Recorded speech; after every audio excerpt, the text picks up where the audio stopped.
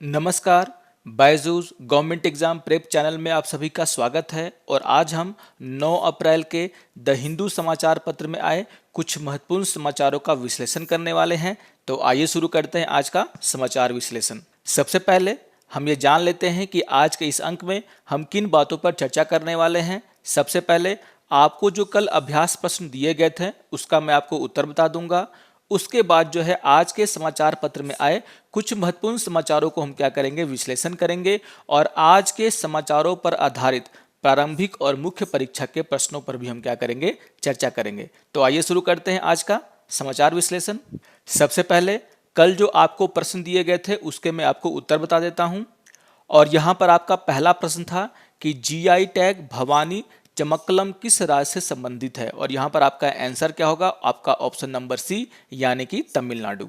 आइए देख लेते हैं प्रश्न 2 के उत्तर को और प्रश्न 2 क्या है कि निम्नलिखित में से कौन सा कथन रेपो दर को सर्वश्रेष्ठ रूप से परिभाषित करता है और आपका ऑप्शन ए है कि आरबीआई जिस दर पर वाणिज्यिक बैंकों द्वारा बेची गई प्रतिभूतियों को खरीदकर वाणिज्यिक बैंकों को पैसे उधार देता है। और दूसरा कथन है यहाँ पर कि जिस स्तर पर वाणिज्यिक बैंक आरबीआई को अपनी प्रतिभूतियां बेचकर आरबीआई से धन उधार लेते हैं। और यहाँ पर आपका तीसरा कथन था ए और बी दोनों और डी था इसमें से कोई नहीं। यहाँ पर आपका सही उत्तर क्या होगा, ऑप्शन नंबर सी यानी कि ए और बी दोनों क्या कर रहे हैं, रेपो को क्या कर रहे हैं, डिफाइन कर रहे हैं, परिभाषित कर रहे हैं। आप सभी जानते हैं कि रेपो क्या होता है, मैं फिर से आपको समझा देता हूं। यहाँ पर आपका आरबीआई है और यहाँ पर आपका कोई बैंक है, मान लीजिए स्टेट बैंक ऑफ इंडिया। यहाँ पर अगर स्टेट बैंक ऑफ इंडिया को रिजर्व बैंक ऑफ इंडिया से क्या चाहिए, लोन चाहिए, तो वो क्या करेगा, रिजर्व बैंक ऑफ इंडिया से लोन ले तो सकता है लेकिन उसे कुछ ना कुछ गिरवी रखना पड़ेगा। और वहाँ पर वो क्या गिरवी रखेगा, तो अपनी प्रतिभूतियों को, यानी कि आप कह सकते हैं कि आरबीआई एसबीआई से क्या लेगा, उसकी प्रतिभूतियाँ लेगा और उसके बाद जो है आरबीआई क्या करेगा, एसबीआई को क्या करेगा, लोन देगा। तो यहाँ पर जो है ए और बी दोनों कथन इसी बात को क्या कर रहे हैं, डिफाइन कर रहे हैं, परिभाषित कर रहे हैं। ठीक है, तो आरबीआई जिस दर पर वाणिज्यिक बैंकों द्वारा बेची गई प्रतिभूतियों को खरीद कर वाणिज्यिक बैंकों को पैसे उधार देता है, ये कथन ए था। और कथन बी क्या है कि जिस दर पर वाणिज्यिक बैंक आरबीआई को अपनी प्रतिभूतियां बेचकर आरबीआई से धन उधार लेते हैं। तो दोनों कथन अमूमन जो है क्या कर रहे हैं, सेम ही बात कर रहे हैं, इसीलिए यहां पर आंसर क्या हो जाएगा आपका, ऑप्शन नंबर सी। आइए देख लेते हैं प्रश्न 3 को और प्रश्न 3 क्या है कि निम्नलिखित कथनों में से कौन सा सही है। और पहला कथन है कि भारत अल्कलाइड के निष्कर्षण हेतु अफीम पोस्ता फसल की खेती की अनुमति देता है। दूसरा है कि भारत वर्तमान में केवल वित्त मंत्रालय के राजस्व विभाग द्वारा नियंत्रित उपायों के अनुसार अफीम गोंद से अल्कलाइड निकालता है। और तीसरा कथन है कि अफीम से निकाले गए अल्कलाइड का उपयोग चिकित्सा उद्देश्यों के लिए किया जाता है तथा कई देशों में निर्यात कहता है। और यहाँ पर आपको बताना था कि इनमें से कौन सा कथन सही है और आपका उत्तर क्या होगा, आपका ऑप्शन नंबर डी यानी कि तीनों के तीनों कथन क्या है, सही है। आइए देख लेते हैं प्रश्न 4 को और प्रश्न 4 क्या है कि निम्नलिखित कथनों में से कौन सा गलत है। और आपका पहला कथन था कि भारत में सौर क्षमता की वृद्धि वर्तमान में आयातित सौर पीवी सेल और मॉड्यूल पर काफ़ी हद तक निर्भर करती है क्योंकि घरेलू विनिर्माण उद्योग में परिचालन क्षमता सीमित है। और दूसरा कथन क्या है कि उत्पादन लिंक्ड इंसेंटिव, जिसे हम इंग्लिश में पीएलआई कहते हैं, योजना जिसे उच्च दक्षता के सौर पीवी मॉड्यूल पर राष्ट्रीय कार्यक्रम के रूप में जाना जाता है, को सामरिक क्षेत्र में आयात निर्भरता को कम करने के लिए अनुमोदित किया गया है। आइए देख लेते हैं कथन 3 को और तीसरा कथन क्या है कि पीएलआई योजना का मुख्य उद्देश्य क्षेत्रवार अक्षमताओं को दूर करके वृहद पैमाने की अर्थव्यवस्था के निर्माण और दक्षता सुनिश्चित करके भारत के विनिर्माण को विश्व स्तर पर प्रतिस्पर्धी बनाना है और इसे भारत को वैश्विक आपूर्ति श्रृंखलाओं का एक अभिन्न हिस्सा बनाने के लिए डिजाइन किया गया है। और यहाँ पर आपको ये बताना था कि इन तीनों कथनों में से कौन सा गलत है। तो यहाँ पर आपका उत्तर क्या होगा, ऑप्शन डी यानी कि उपयुक्त कथनों में से कोई नहीं। तो यहाँ पर तीनों के तीनों कथन क्या है, सही है और आपका यहाँ पर उत्तर क्या होगा, ऑप्शन डी। आइए देख लेते हैं प्रश्न 5 को और प्रश्न 5 क्या है कि धार्मिक तीर्थ स्थलों की यात्रा पर प्रोटोकॉल 1974 निम्नलिखित में से किसके बीच एक द्विपक्षीय समझौता है। और यहाँ पर आपका उत्तर क्या होगा, भारत और पाकिस्तान। आइए अब एक प्रीवियस ईयर क्वेश्चन जो आपको कल दिया गया था उसका भी उत्तर देख लेते हैं। और प्रश्न क्या था कि सरकार की सॉवरेन गोल्ड बॉन्ड योजना और स्वर्ण मुद्रीकरण योजना का क्या उद्देश्य है। और आपका पहला कथन था कि भारतीय परिवारों के पास बेकार पड़े सोने को अर्थव्यवस्था में लाना। दूसरा कथन है कि स्वर्ण और आभूषण क्षेत्र में एफडीआई को बढ़ावा देना। और तीसरा कथन है स्वर्ण के आयात पर भारत की निर्भरता को कम करना। और आपको बताना है कि निम्नलिखित कूट का प्रयोग करके सही उत्तर का चुनाव कीजिए। और यहाँ पर आपका ऑप्शन नंबर सी यानी कि केवल 1 और 3 क्या होगा, आपका सही होगा। यानी कि जो दूसरा कथन है वो क्या है, आपका गलत है। यानी कि यहां पर जो है पहला कथन जो कि कह रहा है कि भारतीय परिवारों के पास बेकार पड़े सोने को अर्थव्यवस्था में लाना, और तीसरा कथन स्वर्ण के आयात पर भारत की निर्भरता को कम करना, ये दोनों कथन क्या है, यहां पर सही हैं। और इसलिए आपका उत्तर क्या होगा, केवल 1 और 3। आइए अब आज के समाचार पत्र में छपे कुछ महत्वपूर्ण समाचारों का विश्लेषण कर लेते हैं। और यहाँ पर पेज नंबर 6 में जो है एक महत्वपूर्ण एडिटोरियल छपा है जो कि हमारी खेती और कृषि से जुड़ा हुआ है। यहाँ पर इस एडिटोरियल को आप जीएस पेपर 3 के इकोनॉमी सेक्शन से जोड़ सकते हैं। तो आइए देखते हैं कि इस एडिटोरियल में लेखक के द्वारा जो है किन महत्वपूर्ण मुद्दों को उठाया गया है। यहाँ पर जो है एडिटोरियल की शुरुआत में ही लेखक ने ये बताने का प्रयास किया गया है कि हम ये मानकर चलते हैं कि अगर किसी भी चीज़ को प्राइवेटाइज कर दिया जाए तो वो क्या है, अच्छे तरीके से काम करने लगता है, उसकी इफिशिएंसी क्या हो जाती है, बढ़ जाती है, उसकी गुणवत्ता में क्या है, सुधार आ जाता है। लेकिन यहाँ पर यह कहा गया है कि जीवन जीने के लिए जो सबसे महत्वपूर्ण पहलू हैं जैसे पानी, स्वच्छता, शिक्षा, स्वास्थ्य, भोजन और पोषण, इनको बढ़ावा देने की जिम्मेदारी किसकी होती है, सरकार की होती है। प्राइवेट सेक्टर जो है इसमें बहुत ज़्यादा काम नहीं कर सकता और ना ही उसने किया है। तो यहाँ पर किसानी को लेकर के, खेती को लेकर के, कृषि को जो है किससे जोड़ा गया है, सरकार की जिम्मेदारी से जोड़ा गया है। और यहाँ पर जो है ये बताने का प्रयास किया गया है किस तरीके से जो खेती है, जो किसानी है, वो जो है दूसरे उद्योगों से क्या है, अलग है।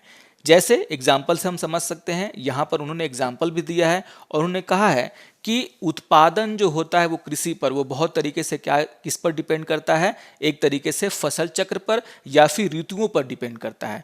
यहाँ पर हम जानते हैं कि हमारे देश में जब मानसून अच्छा होता है तो क्या होता है, पैदावार बहुत अच्छी होती है। और अगर ड्राउट आ जाता है, ठीक है, अगर बाढ़ आ जाती है, सूखा आ जाता है, तो क्या होता है, हमारा जो उत्पादन है वो कम हो जाता है। यहाँ पर जो है इस बात की भी चर्चा की गई है जिस तरीके से कार उद्योग है, कार उद्योग में अगर मान लीजिए डिमांड कम है तो क्या करेगा, कार बनाने वाली कंपनी क्या करेगी, कार का उत्पादन कम कर लेगी, लॉस से बच जाएगी। लेकिन किसान ऐसा नहीं कर सकता। अगर फसल चक्र अच्छी है, अगर ऋतु अच्छा है तो क्या होगा, मान लीजिए मानसून अगर अच्छा है तो क्या होगा, पैदावार ज़्यादा होगी चावल की। अब पैदावार अगर ज़्यादा होगी तो एक साथ सभी की जो है पैदावार जो है मार्केट में आएगी और वहाँ पर क्या होगा कि जब आप जानते हैं कि जब सप्लाई ज़्यादा हो जाती है तो क्या होते हैं, उसके जो है रेट कम हो जाते हैं। तो किसानों को मजबूरी में क्या करना पड़ता है, अपने चावल को कम दामों पर बेचना पड़ता है। इन सभी चीज़ों का यहाँ पर जिक्र करते हुए एडिटोरियल के लेखक ने यह समझाया है कि खेती जो है वो दूसरे उद्योगों से क्या होता है, अलग होता है। यहाँ पर जो है ये भी कहा गया है कि कम से कम 9 करोड़ ग्रामीण परिवार जो हैं वो क्या हैं, अकुशल मैनुअल श्रम से अपनी आय कमाते हैं, जिसमें से 4 करोड़ जो क्या होते हैं, छोटे किसान होते हैं, सीमांत किसान होते हैं। उनके पास जो है इतना पैसा नहीं होता है कि वो अपनी उपज को क्या करें, कोल्ड स्टोरेज में रखें। आप जानते हैं कि कोल्ड स्टोरेज में अपने फसल को रखने के लिए उनको क्या देना पड़ेगा, उसका किराया देना पड़ेगा। और इतना पैसा जो है छोटे किसान के पास नहीं होता है। इन सभी चीज़ों का जिक्र किया गया है और यहाँ पर ये बताया गया है, बैलेंस ऑफ पावर जो शीर्षक है इसमें ये बताने का प्रयास किया गया है कि किस तरीके से इन सब चीज़ों के कारण जो किसान है वो जो है एक तरीके से कर्ज में फंस जाता है। क्योंकि जो है जो उसने खेती में पैसे लगाए हैं उसे, क्योंकि वो फसल बेच करके उन पैसों को नहीं कमा सकता, उसे पूरा करने के लिए उसे क्या करना होगा, किसी ना किसी से क्या करना होगा, कर्ज लेना होगा। और ज़्यादातर जो छोटे किसान वो क्या करते हैं, सेठ साहूकारों से कर्ज लेते हैं। और यहाँ पर इंटरेस्ट रेट जो होता है वो क्या होता है, बहुत ही हाई होता है। और यहाँ पर वो क्या हो जाते हैं, एक तरीके से फंस कर रह जाते हैं। और यहाँ पर डेटा दिया गया है इस एडिटोरियल में लेखक के द्वारा कि किस तरीके से 30 वर्षों में जो है 3 लाख से ज़्यादा किसानों ने क्या की है, आत्महत्या की है। तो यहाँ पर जो है एक बहुत ही महत्वपूर्ण डेटा दिया गया है इस एडिटोरियल में, जिसे आपको नोट कर लेना चाहिए।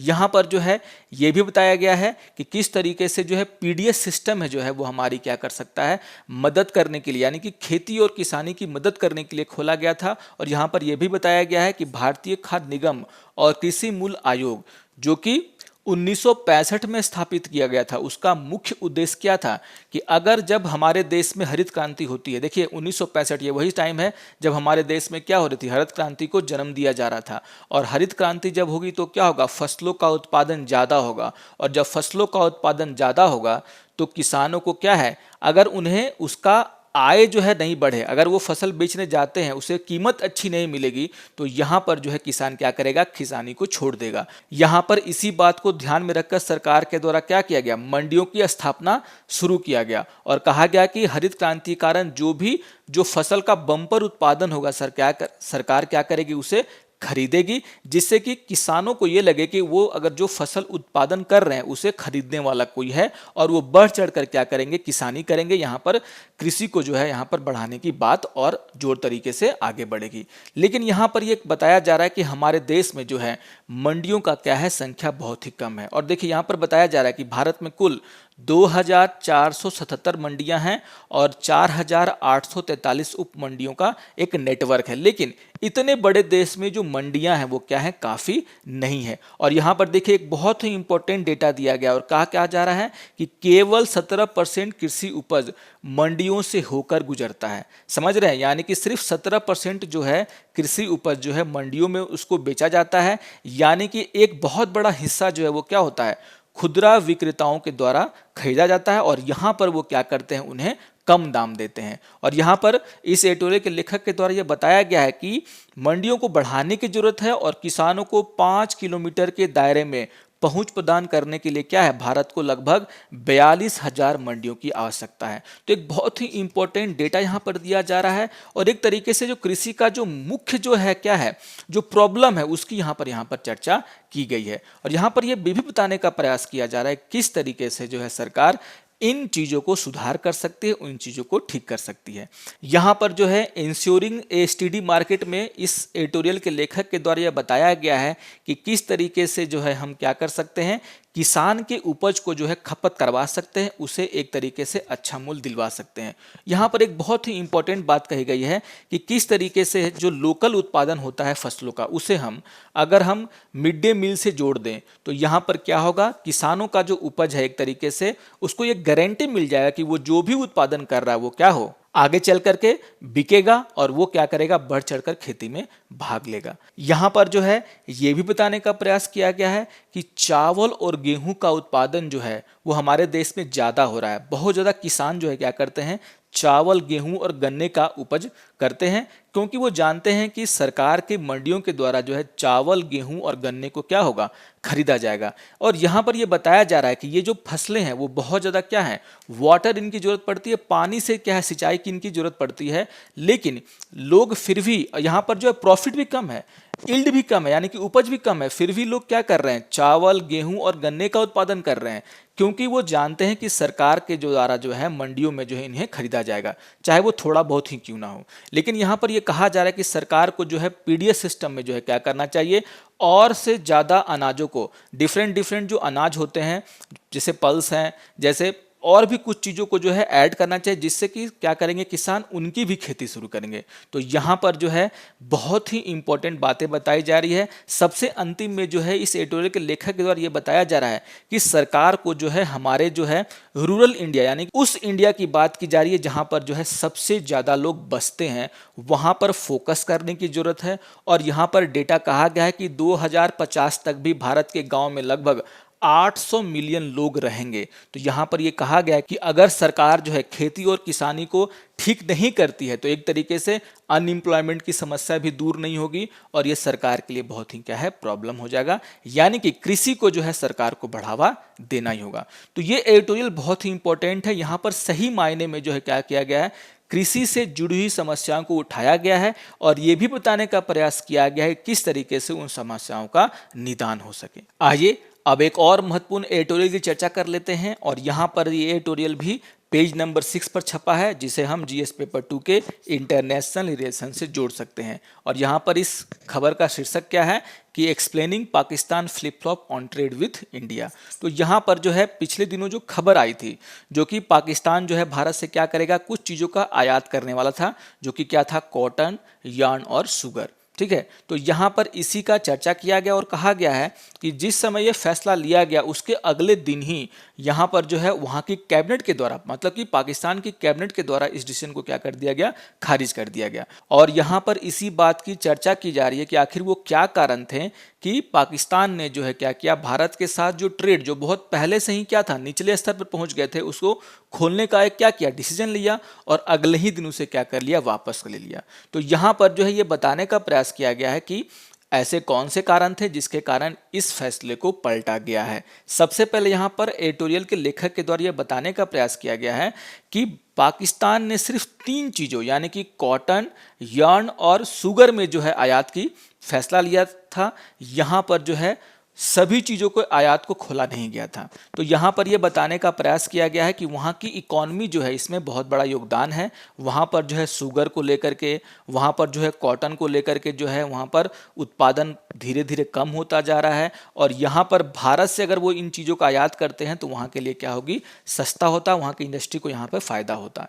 तो यहाँ पर इस बात को बताने का प्रयास किया गया है कि यहाँ पाकिस्तान ने जो है आधे मन से सिर्फ 3 चीज़ों के आयात की अनुमति दी थी जो उसके लिए फ़ायदेमंद थे।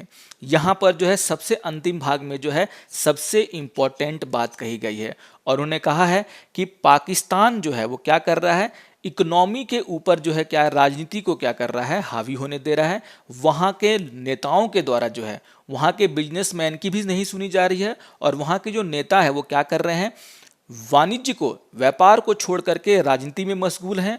और यही वो कारण था जिसके कारण जो है इस फैसले को पलटा गया। यहाँ पर जो है इसे कश्मीर से भी जोड़ा गया है और कहा गया है कि पाकिस्तान के नेताओं के द्वारा पिछले दिनों बहुत जोर शोर से इस मुद्दे को उठाया गया था कि जब तक भारत जो है 2019 का जो फैसला था जम्मू कश्मीर को लेकर के, आप जानते हैं कि उस समय जो है जम्मू कश्मीर को एक राज्य से क्या बना दिया गया था, एक केंद्र शासित प्रदेश बना दिया गया था। और यहाँ पर इस फैसले को लेकर के पाकिस्तान ने नाराजगी जताई थी और कहा था, और यहाँ पर यह भी इस बात का जिक्र किया गया कि पाकिस्तान क्या कर रहा है, इसी बात को उठा रहा है और कह रहा है कि जब तक भारत अपने इस फैसले को पलटेगा नहीं तब तक जो है भारत के साथ कोई भी व्यापार शुरू नहीं होगा। तो यहाँ पर जो है एक तरीके से बताया जा रहा है कि यहाँ पर पाकिस्तान के द्वारा जो है व्यापार को पीछे छोड़ दिया गया है और राजनीति को जो है यहाँ पर वो उस पर हावी हो चुकी है व्यापार पर, और यही कारण है कि वहाँ पर इस फैसले को बदला गया। आइए अब एक और न्यूज़ की चर्चा कर लेते हैं जिसका शीर्षक है बियॉन्ड जीरो सम, जो कि आज के पेपर के पेज नंबर 6 में छपा है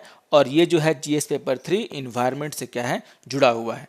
यहाँ पर जो है फिर से जो है क्लाइमेट को लेकर के जो है बातें की गई हैं, कार्बन इमिशन को लेकर के बातें की गई हैं। और ये मुद्दा यहाँ पर इसलिए उठाया गया है क्योंकि यूएस के जो प्रेसिडेंट हैं उनके जो एक स्पेशल दूत हैं वो भारत आए हुए हैं जिनका नाम है जॉन कैरी, और उनकी मुलाकात किससे हुई, हमारे देश के प्रधानमंत्री से। और यहाँ पर दोनों के बीच में जो है क्लाइमेट को लेकर के, खास करके जो है ग्रीन हाउस गैसों के उत्सर्जन को लेकर के बातें हुई हैं और इसीलिए जो है इस एडिटोरियल को यहाँ पर लिखा गया है। यहाँ पर जो है यह बताने का प्रयास किया गया है कि यहाँ पर जो है वो देश जो बहुत ही अमीर हैं, जिसे हम बोलते हैं विकसित देश, ये उनकी जिम्मेदारी है कि वो क्या करें कि गरीब देशों को या फिर जलवायु परिवर्तन के नुकसान से होने वाले जो नुकसान है उसे खत्म करने के लिए जो क्या करें, पैसा भी दे और टेक्नोलॉजी भी दें। आप जैसा कि आप सभी जानते हैं कि हमारे देश के द्वारा भी कार्बन का उत्सर्जन जो है बहुत ज़्यादा किया जाता है। हम क्या हैं, टॉप 5 में हैं, यानी कि 5 बड़े देश जो क्या करते हैं, कार्बन का उत्सर्जन करते हैं, उनमें हमारा भी नाम है। लेकिन हम एक क्या है, विकासशील देश हैं और बाकी सारे जो देश हैं वो बहुत ही पुरानी ये समस्या, उनके द्वारा जो क्या किया गया, गैसों का जो उत्सर्जन किया गया उसके कारण ही आज दुनिया में क्या है, एक तरीके से ये क्लाइमेट में जो है चेंजेस हो रहे हैं। और यहाँ पर ये कहा जा रहा है ये विकसित देशों की एक तरीके से क्या है जिम्मेदारी है कि वो क्या करें, इस चीज़ों से निपटने के लिए अपनी प्रौद्योगिकी और धन दें। यहाँ पर यह भी कहा जा रहा है कि भारत को भी दूसरे देशों की तरह क्या करना चाहिए, एक तरीके से एक समय सीमा दे देनी चाहिए कि वो किस तरीके से अपने कार्बन इमिशन को क्या करेगा, कम करेगा, उसके उत्सर्जन को कम करेगा। यहाँ पर जो है जीरो कार्बन इमिशन का मतलब ये है कि आप जितना उत्पादन करते हैं, जितना उत्सर्जन करते हैं कार्बन का, आप उतना ही क्या करें, उसे पर्यावरण से हटा दें।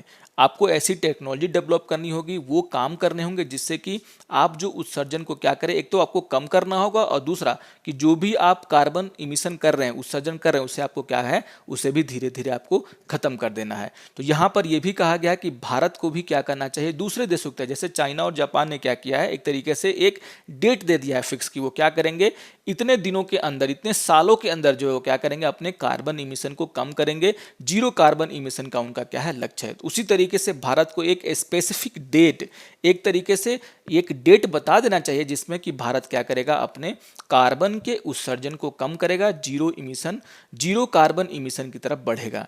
यहाँ पर जो है इससे ये होगा कि भारत की जो साख है वो अंतर्राष्ट्रीय स्तर पर बढ़ेगी। आइए अब आज के समाचार पत्र में छपे कुछ महत्वपूर्ण समाचारों पर क्या कर लेते हैं, आज के प्रारंभिक परीक्षा के प्रश्नों को देख लेते हैं।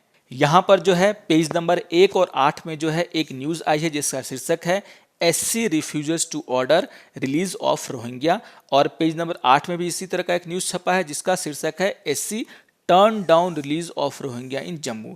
तो आप जानते हैं कि ऐसा एक केस जो है बहुत ही पॉपुलर केस है ये, और यहाँ पर जो रोहिंग्या हैं उन्हें जम्मू में क्या किया गया है, जेल में डिटेन किया गया है, और यहाँ पर केस ये चल रहा था कि मांग ये हो रही थी कि इन्हें क्या किया जाए, रिलीज कर दिया गया। इसी जो है न्यूज पर आधारित पहले एक क्वेश्चन को देख लेते हैं, उसके बाद और चर्चा करेंगे। यहाँ पर क्वेश्चन क्या है कि निम्नलिखित में से कौन से मौलिक अधिकार दुश्मन नागरिकों को छोड़कर भारतीय नागरिकों और विदेशियों दोनों के लिए उपलब्ध हैं। और पहला कथन है कानून के समक्ष समानता और कानून का समान संरक्षण, दूसरा है विधि की उचित प्रक्रिया, और तीसरा है भारत के किसी भी हिस्से में निवास करने और बसने का अधिकार। तो आप सभी जानते हैं कि भारत में जो है हमें क्या मिलते हैं, मौलिक अधिकार मिलते हैं, और कुछ मौलिक अधिकार ऐसे हैं जो भारतीय नागरिकों के लिए हैं, और कुछ ऐसे मौलिक अधिकार हैं जो भारतीय नागरिकों के साथ साथ जो विदेशी नागरिक हमारे देश में रहते हैं उन्हें भी दिए जाते हैं। लेकिन यहाँ पर याद रखिएगा कि ये अधिकार जो है वो दुश्मन नागरिकों को नहीं दिए जाते हैं। ऐसे लोग जो घुसपैठ करके हमारे देश में आए हैं उन्हें जो है ये अधिकार नहीं मिलते। मैं आपको ये बता देता हूं कि ऐसे कौन कौन से अधिकार हैं जो भारतीय नागरिकों को और विदेशियों दोनों को जो है समान रूप से मिलते हैं, और कौन कौन से ऐसे अधिकार हैं जो सिर्फ और सिर्फ भारतीयों को मिलते हैं। यहाँ पर जो है सबसे पहले मैं आपको बता देता हूँ कि वो कौन से अधिकार हैं जो कि भारतीयों को मिलते हैं। तो यहाँ पर चर्चा की जा रही है आर्टिकल 15 की, आर्टिकल 16 की, आर्टिकल 19 की और आर्टिकल 29 एंड 30 की। तो ये जो 5 ऐसे आर्टिकल हैं और इनमें दिए गए जो मूल अधिकार हैं वो क्या है, सिर्फ और सिर्फ किसको मिलते हैं, तो यहाँ के रहने वाले नागरिकों को मिलते हैं। और आपको याद रखना है आर्टिकल 19 का, क्योंकि इसी का E part to reside and settle any part of the territory of India, इसी की चर्चा की है किसने, सुप्रीम कोर्ट ने अपने जजमेंट में, अपने ऑर्डर में। तो यहाँ पर जो है ये 5 आर्टिकल ऐसे होते हैं जो कि मूल अधिकारों से जुड़े हुए हैं, जो सिर्फ और सिर्फ किसको मिलते हैं, तो भारतीय नागरिकों को। इसके अलावा जो भी हमारे क्या हैं मूल अधिकार है वो क्या है, भारतीय नागरिकों के साथ साथ विदेशी नागरिकों को भी दिए जाते हैं। तो आप इन 5 को अगर याद रखते हैं तो आपको बाकी सारे अपने ही याद हो जाएंगे। इसमें आपको आर्टिकल 14 है, ठीक है ना, उससे भी याद रखना है, क्या है, equality before law and equal protection of law, ठीक है। तो यहाँ पर जो है कानून के सामने जो समानता है वो दोनों को दी गई है, यानी कि भारतीय सिटीजन को भी और विदेशी नागरिकों को भी। लेकिन आपको याद ये रखना है कि ये जो है एनिमी एलियंस, यानी कि जो घुसपैठिए होते हैं, जो गलत तरीके से हमारे देश में आ गए हैं, उनको नहीं दी जाते हैं। अब यहाँ पर आप एक बार फिर से जो है इसको पढ़िएगा, तो ध्यान से इसे देखिएगा और इसका उत्तर दीजिएगा। आइए प्रश्न 2 को देख लेते हैं। और प्रश्न 2 क्या है कि निम्नलिखित कथनों में से कौन से सही हैं। और पहला कथन है अफ्रीकी स्वाइन फीवर एक विषाणु के कारण होता है। दूसरा कथन है यह मुख्य रूप से घरेलू सूअर जैसे जानवरों को प्रभावित करता है। तीसरा कथन है यह मनुष्यों में बीमारी उत्पन्न नहीं करता। और चौथा कथन है यह केवल उप सहारा अफ्रीका में ही प्रसारित है। और टिक तथा जंगली सूरों के बीच संक्रमण के चक्र के माध्यम से वन्य जीव तक ही सीमित है। तो ये आपको 4 कथन दिए गए हैं और आपको यहाँ पर बताना है कि इसमें से कौन सा सही है। यहाँ पर यह क्वेश्चन क्यों बना है, क्योंकि आज के पेपर में एक न्यूज आया जिसका शीर्षक है suspected African swine fever outbreak इन मिजोरम। यहाँ पर यह बात बताई जा रही है कि कम से कम 276 जो है डोमेस्टिक पिग है यानी कि सूरों की यहाँ पर जो है मृत्यु हुई है यहाँ पर मिजोरम में, और उसका कारण क्या बताया जा रहा है, अफ्रीकन स्वाइन फीवर। ठीक है, तो यहाँ पर जो है इस न्यूज के चलते जो है मैंने उस क्वेश्चन को बनाया है और आपको क्या करना है, इसका उत्तर देना है। यहां पर एक और बहुत ही महत्वपूर्ण खबर आई है जिसका शीर्षक है Biden government restores aid to Palestine. तो यहां पर जो है अमेरिका की सरकार के द्वारा जो है फिलिस्तीन को जो है फिर से जो है उसे जो सहायता दी जा रही थी पैसे से शुरू कर दिया है, और यहां पर उन्हें लगभग 235 मिलियन जो है डॉलर जो है एक तरीके से उनकी सहायता के रूप में दिए गए हैं। तो ये यहां पर बहुत ही चर्चा में है, और यहां पर चर्चा में है एक एजेंसी जिसे हम बोल रहे हैं UNRWA। क्या बोल रहे हैं, UNRWA। ठीक है, जिसका फुल फॉर्म क्या होता है, UN relief and works agency. ठीक है, और इसी को लेकर के एक क्वेश्चन जो है मैंने बनाया है, आइए देख लेते हैं उस क्वेश्चन को। और क्वेश्चन क्या है कि संयुक्त राष्ट्र राहत और निर्माण एजेंसी UNRWA का गठन किस देश से शरणार्थियों के पुनर्वास और मानव विकास के लिए किया गया था। आइए देख लेते हैं क्वेश्चन नंबर 4 को। और क्वेश्चन नंबर 4 क्या है कि निम्नलिखित कथनों में से कौन से गलत हैं। ठीक है, और यहां पर कथन एक क्या है कि संविधान सर्वोच्च न्यायालय में न्यायाधीशों की संख्या को निर्दिष्ट नहीं करता है और इस संबंध में निर्णय लेने का अधिकार पूरी तरीके से सरकार पर छोड़ दिया है।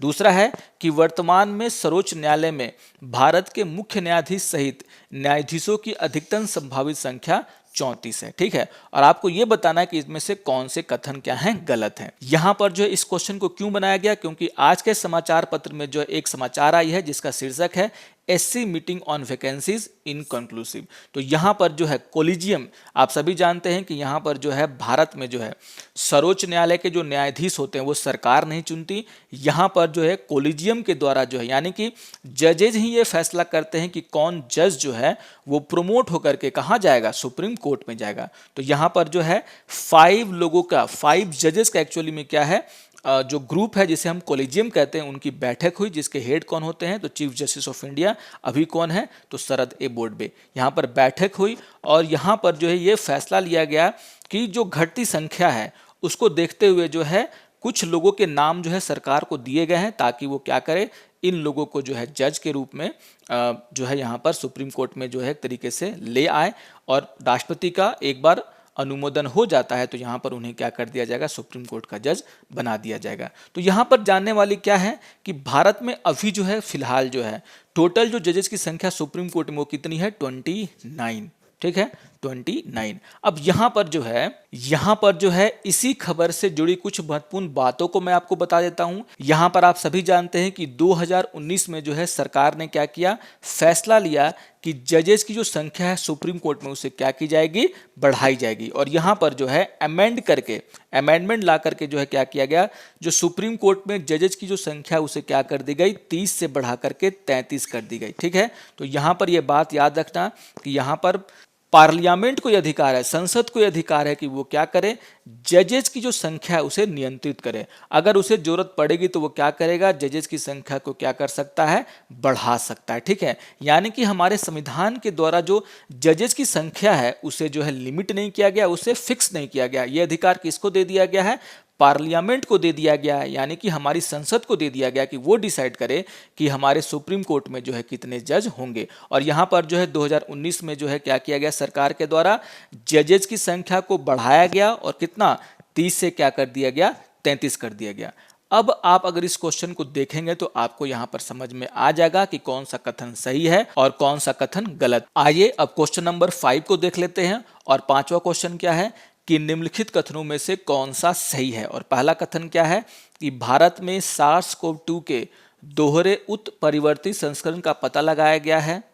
दूसरा कथन है कि B.1.617 इसका जो है औपचारिक वैज्ञानिक वर्गीकरण है। और तीसरा है कि अध्ययनों में ऐसा उत्परिवर्तित के विरुद्ध टीकों की क्षमता में कमी के साक्ष्य मिले हैं। तो ये 3 कथन दिए गए हैं और आपको बताना है कि इन 3 कथनों में सही कौन सा है। यहां पर जो है आज के समाचार पत्र में खबर छपी है कि double mutant strain named B.1.617। तो आप समझ सकते हैं कि यहाँ पर जो एक तरीके से उत्परिवर्तित संस्करण का पता चला उसका नाम क्या है, तो B.1.617। ठीक है।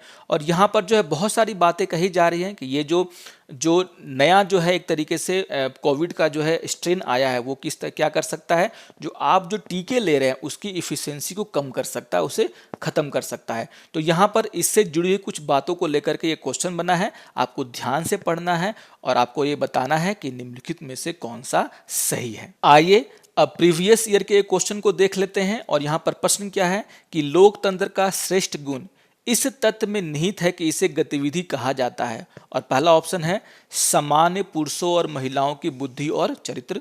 दूसरा है कार्यकारी नेतृत्व को मजबूत करने के तरीके।